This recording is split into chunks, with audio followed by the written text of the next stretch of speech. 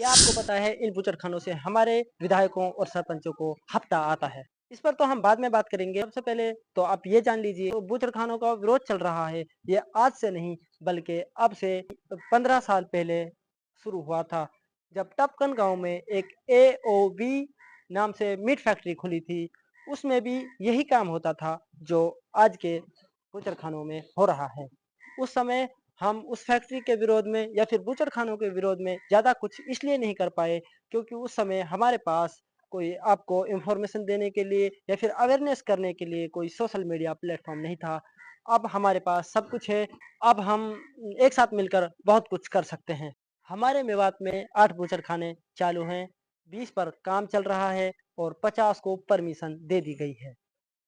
अगर हम इनका अब विरोध नहीं कर पाए या फिर इनका बेहतरीन तरीके से बायकॉट नहीं किया तो हम आगे कुछ नहीं कर पाएंगे। जिन गाँव में बूचड़खाने नहीं हैं उनको मैं बता दूं कि उन गाँव में इनके क्या-क्या नुकसानात हैं। इन बूचड़खानों से जो गंदगी निकलती है उसको फेंकने के लिए इनको बाहर जगह नहीं मिल रही है।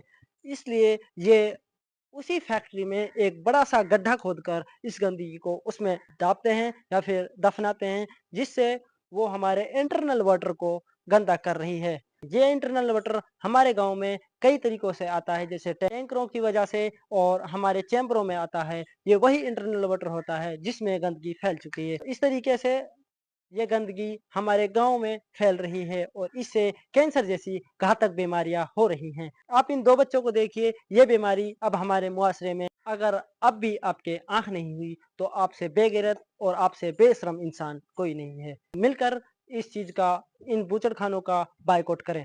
अब आप एकता बनाएँ और इन बूचड़खानों का विरोध करें। आप ये सोच रहे हैं इन बूचड़खानों का विरोध कैसे करें, तो हमें महात्मा गांधी जी के रास्ते पर चलकर इन बूचड़खानों का विरोध करना है। जैसे महात्मा गांधी जी ने अंग्रेजों को बगैर लड़ाई झगड़े के बाहर किया था, उसी तरीके से हम बगैर लड़ाई झगड़े के, बगैर दंगे फसाद के हम इन बूचड़खानों को मेवात से बाहर करें। अब आपको लगता है कि ये बूचड़खाने बाहर हो पाएंगे या फिर बंद हो पाएंगे या नहीं? साल 2013 में मेवात के अलावा हरियाणा में 43 बूचड़खाने चालू थे। उनमें से 41 सरकार द्वारा बंद करा दिए हैं।